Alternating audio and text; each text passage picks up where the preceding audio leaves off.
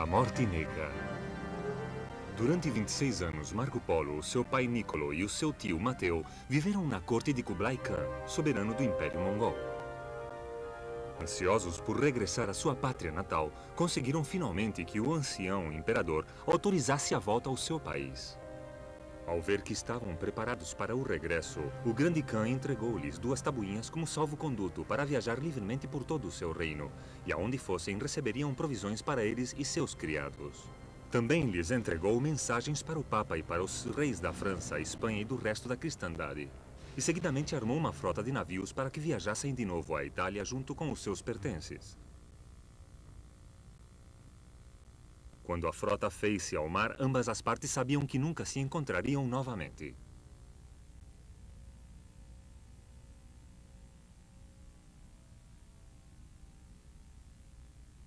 Passados 3 longos e azarosos anos, desembarcaram finalmente em Veneza, assombrando os seus concidadãos que há tempos os tinham dado por mortos. Os diários de Marco Polo, escritos após o seu regresso do Oriente, foram publicados pouco depois da sua morte com as mais belas ilustrações das suas viagens.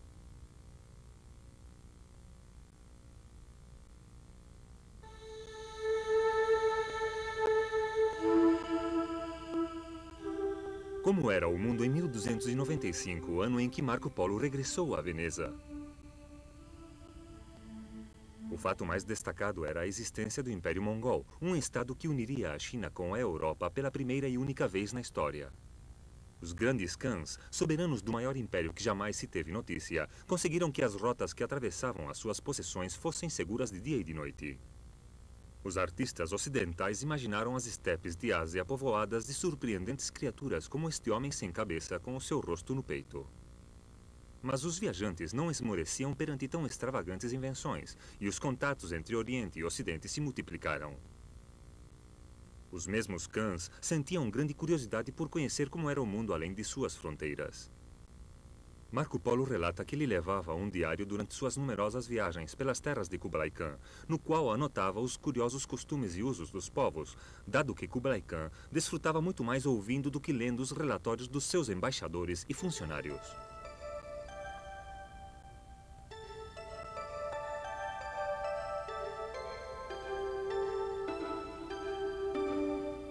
Embora a cidade proibida atual tivesse sido ampliada e reconstruída, desde a época de Kublai Khan encontra-se edificada no lugar do seu palácio imperial em Pequim. Marco Polo não foi o único europeu que visitou o palácio durante o longo reinado de Kublai Khan. Desde a década de 1240, quando os mongóis atacaram a Europa pela primeira vez, tinham sido enviados missionários para o Oriente, numa tentativa de converter os invasores ao cristianismo. Conseguiram certo êxito, dado que o Papa recebeu uma série de arcebispos de Pequim, que converteram uma reduzida congregação de crentes. Porém, a maioria de visitantes que chegavam a Pequim eram comerciantes e suas esposas, que acudiam a um lugar tão afastado como a China à procura de artigos de luxo, como a seda e a porcelana. Muitos deles morreram no Oriente e lá foram enterrados. Como Caterina Biloni, cuja lápide escrita num híbrido do latim e do chinês em Yangshu, indica o lugar onde foi enterrada em 1342.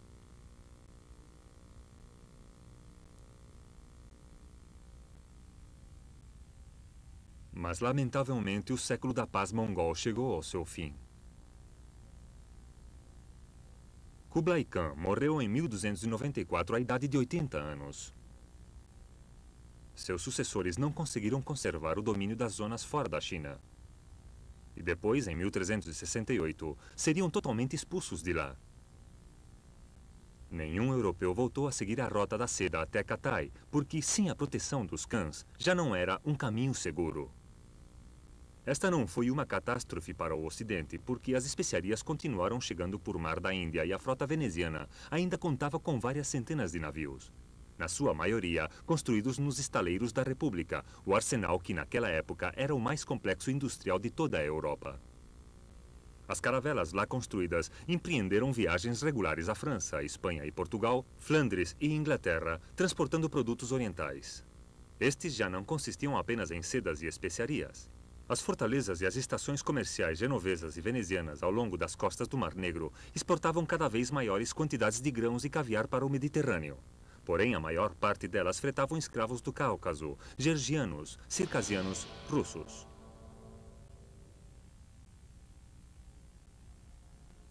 Este insensível comércio com a vida humana só foi interrompido na Europa junto com outros tipos de comércio, por uma calamidade que começou no ano de 1347, a Peste Negra.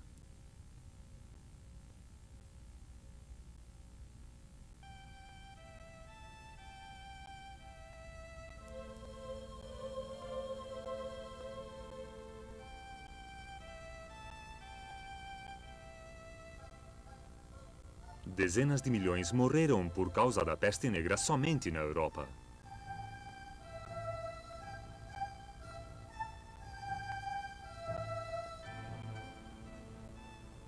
Muitas cidades viram como morria a metade da sua população.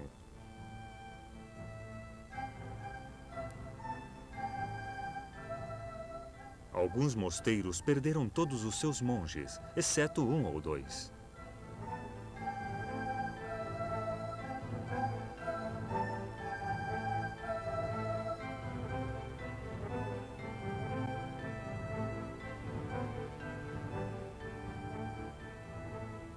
Esta foi a razão pela qual a morte se converteu numa obsessão fora de qualquer controle ou compreensão.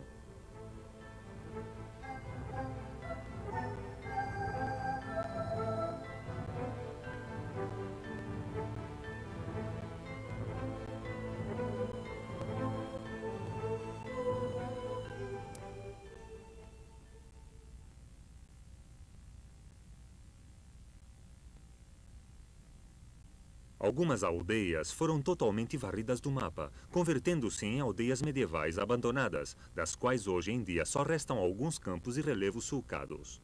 O cronista Froissart, escrevendo pouco depois deste acontecimento, estava convencido de que tinha morrido uma terceira parte do mundo.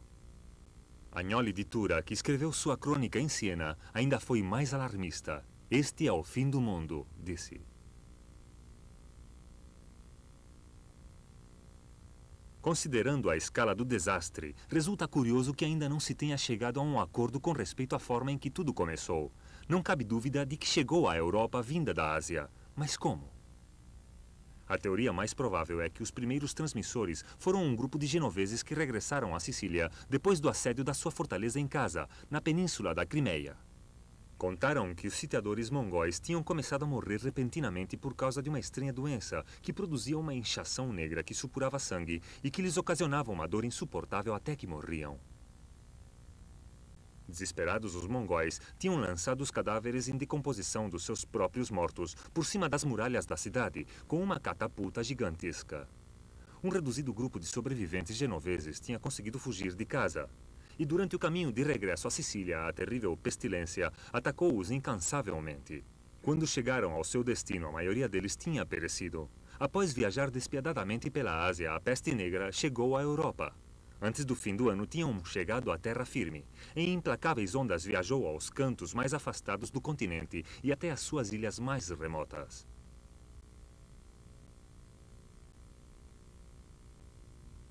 Poucos lugares se livraram.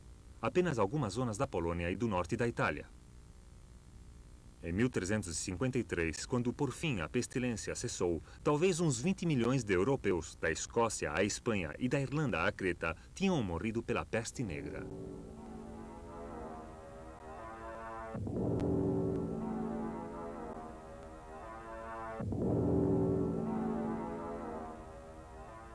Ainda está muito estendida a crença de que a doença era uma peste bubônica e que foi difundida por um mortífero parasita alojado no estômago de uma pulga, atraída tanto pelos homens como pelos ratos. Por conseguinte, a melhor defesa era matar todos os ratos e evitar os lugares onde estes viviam, como por exemplo as casas. No entanto, a maior parte das pessoas matou cães e gatos, convencidas de que eram a fonte de infecção, e portanto, os ratos ainda se multiplicaram mais. Em vez de viajar para o campo e dormir ao ar livre como no Decameron de Boccaccio, cuja ação decorre no período da peste, a maioria das pessoas permaneceu nos seus lares. Como Fiammetta, a amante de Boccaccio, que morreu apestada. Quantos homens arrojados e belas damas! Escreveu um poeta inconsolavelmente que qualquer médico teria declarado saudáveis, tomaram seu café da manhã com seus parentes, camaradas e amigos e, ao anoitecer, compartiram o jantar com seus antepassados no outro mundo. A peste negra não foi de maneira nenhuma o único desastre que se abateu sobre toda a Europa no século XIV. No ano 1300, o continente estava certamente quase todo superpovoado. Mais um século de crescimento econômico sem interrupção teria produzido um rápido crescimento da população nas cidades. Alimentar os seus habitantes tornou-se cada vez mais difícil. Entre 1315 e 1319, uma sucessão de más colheitas ocasionou carestias e epidemias. À medida que o século avançava, as más colheitas tornaram-se cada vez mais frequentes. Os pobres comiam qualquer coisa que encontrassem à frente: cães, gatos, ervas e até os seus próprios filhos, pelo que se dizia. No entanto, apesar da carestia e da peste, existiam ainda muitas pessoas dispostas a fazer a guerra. Poucos anos decorreram no século XIV sem se travarem batalhas em algum lugar da Europa. A luta entre a Inglaterra e a França, que tinha começado em 1337, popularmente conhecida como a Guerra dos 100 Anos, de fato durou até 1453. A maior parte dos episódios mais desconsoladores foram registrados por historiadores cujas crônicas, acompanhadas pelas belas ilustrações, foram copiadas muitas vezes, dada a idêntica procura que, ao parecer, existia das mesmas entre os guerreiros de ambas as partes. Durante os raros períodos em que a Inglaterra esteve em paz com a França, seus homens jovens participavam em guerras no exterior. Na Suíça, na década de 1370, lutaram contra Berna numa sucessão de ações furiosas. Os ingleses levavam capas com capuzes sobre suas armaduras para protegerem-se do frio, de modo que foram conhecidos na história como os Gobblers, os encapuzados. Na Itália, os mercenários, principalmente ingleses, comandados por Sir John Holt, realizaram façanhas brutais ao serviço de muitos príncipes do norte do país, e que seriam narradas posteriormente por Sir Arthur Conan Doyle no seu livro A Companhia Branca. Enquanto a Europa Ocidental sofria a recessão, a peste e umas guerras ruinosas, o sul do continente caiu finalmente sob o domínio muçulmano, quando os turcos otomanos, um povo nômade das estepes da Ásia, conquistaram firmemente o último território bizantino ao redor de Constantinopla.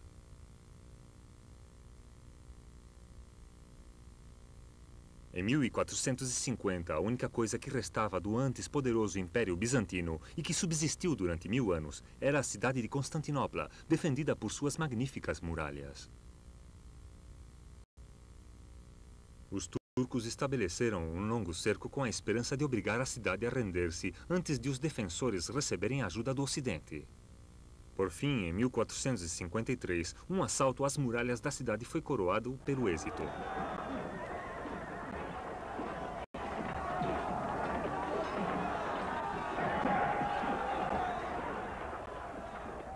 Constantinopla, a capital construída pelo primeiro imperador cristão, converteu-se na última cidade cristã e que em breve seria rebatizada como Istambul.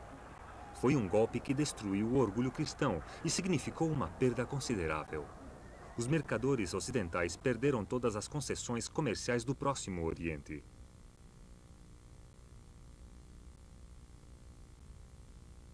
A República Veneziana foi uma das mais afetadas por ser a mais exposta e vulnerável das potências europeias na contenda entre o Islã e a cristandade. Como comunidade marítima que dependia do comércio das especiarias e de mercadorias exóticas do Oriente para poder sobreviver, necessitava que o mundo islâmico não a considerasse um posto avançado do Oriente na cristandade, mas uma indústria de serviços neutra. Durante certo tempo, esta precária política foi rentável, mas à medida em que continuava o avanço dos turcos, as críticas à República recrudesceram. Ai dos venezianos, escreveu o Papa Pio II em 1463. Quanto envelheceu o vosso antigo caráter! O vosso excessivo comércio com os turcos converteram-nos em amigos do infiel. Siamo veneziani, poi cristiani, replicaram os venezianos. Primeiro somos venezianos e depois cristãos. A cidade dos canais tentou sobreviver construindo grandes fortificações ao longo do Adriático para manter afastados os turcos enquanto continuava comerciando com as nações amigas mais orientais. Mas como o avanço otomano continuava, o seu comércio com o Oriente interrompeu-se temporariamente. Gênova, a principal rival de Veneza no comércio com o Oriente, reagiu perante o crescimento do poder otomano. Os seus mercadores trasladaram gradualmente os seus interesses e o seu comércio do Oriente para o Ocidente, e em 1489 chegaram mesmo a vender para Veneza os seus direitos em Chipre. Realizaram investimentos nas viagens de exploração empreendidas pelos marinheiros portugueses ao longo da costa ocidental da África.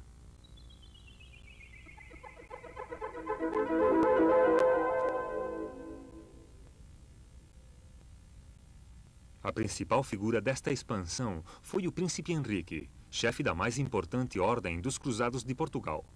Ansiava conquistar algum território à custa do Islã, tanto para converter os infiéis ao cristianismo como adquirir riquezas. Na década de 1420, enviou colonizadores para a ocupação às ilhas Açores, Madeira e Canárias, tanto para impedir que caíssem nas mãos dos muçulmanos como para obter receitas.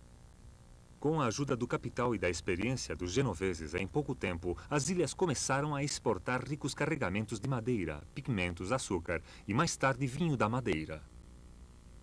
O príncipe Henrique, que mais tarde seria chamado Henrique o Navegador, começou a enviar barcos para o sul, ao longo da costa da África.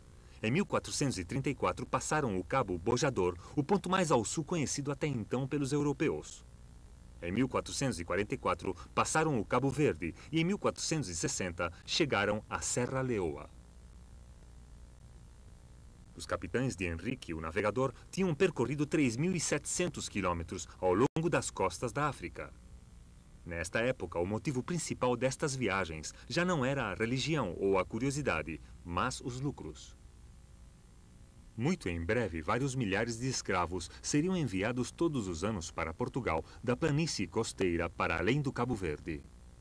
O governo português começou a interessar-se mais enviando novos barcos ainda mais ao sul.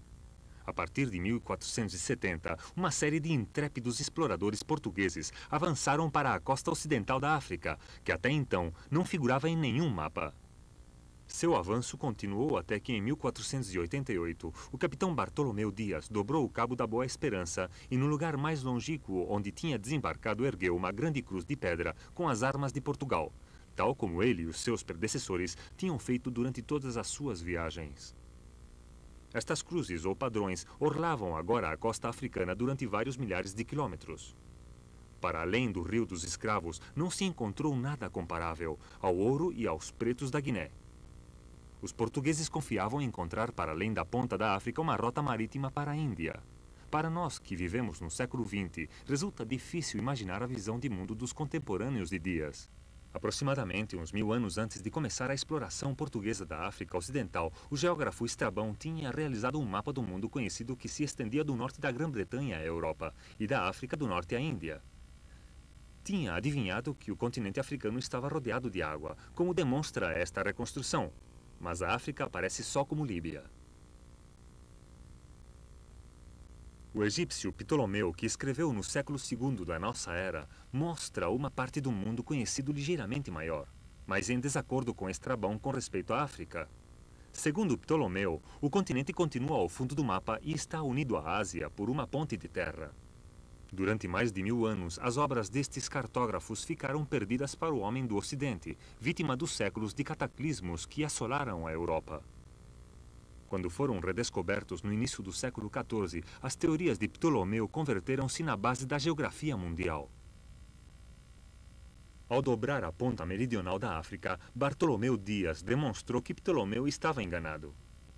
Este mapa do cartógrafo alemão Martellus, do ano 1490, mostra a linha costeira ocidental da África que desce até ao Cabo e o começo da rota marítima a oeste da Índia. A viagem de Dias tinha eliminado qualquer dúvida neste sentido. Não obstante, o seu êxito não teve uma continuação imediata. Suas embarcações ficaram quase destruídas pelos terríveis mares do Cabo, que batizou como Cabo das Tormentas, e aconselhou ao rei que construísse uma frota de barcos maiores para prosseguir para a Índia, fazendo-lhe sentir que necessitariam de ir equipados com artilharia pesada, dado que o Oceano Índico era o perímetro fechado dos poderosos mercadores muçulmanos.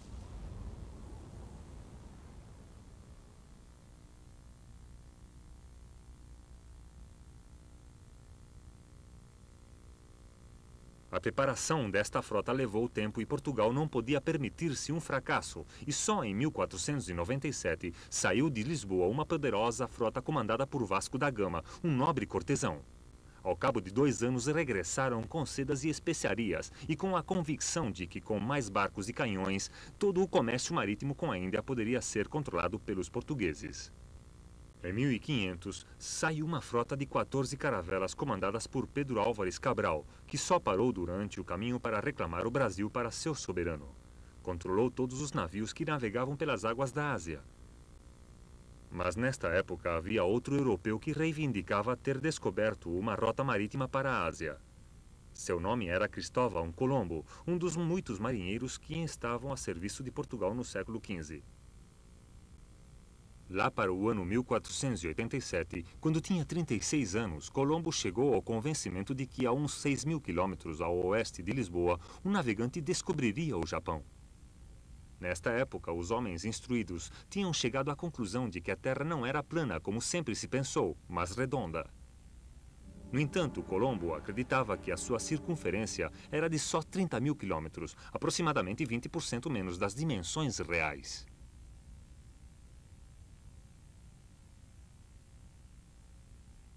Estas crenças enganosas, combinadas com os erros dos primeiros exploradores, levaram Colombo ao convencimento de que a distância de Portugal à costa oriental da China era de 23.000 quilômetros e não de 10.000.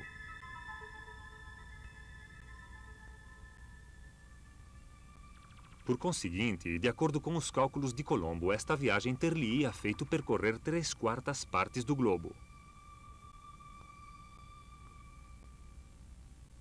Portanto, não nos surpreendamos do fato de que, quando saiu na direção oeste, avistou as costas de Cuba depois de 5.000 quilômetros, disse que certamente se tratava da China e enviasse à Terra uma embaixada para procurar os representantes do Grande Khan.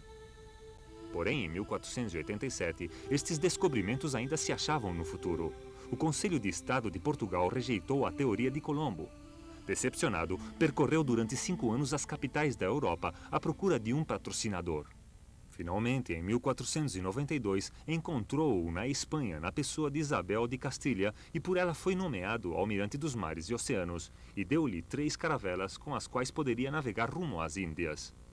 Finalmente, Colombo conseguiria aceder à imortalidade, numa sucessão de viagens que permitiriam, por fim, reivindicar o descobrimento de um novo continente, a América.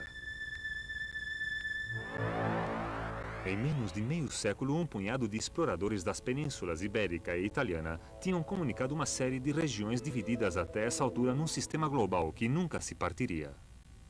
Os europeus, os africanos, os asiáticos e os americanos entraram em contato recíproco com seus produtos, suas crenças e seus preconceitos.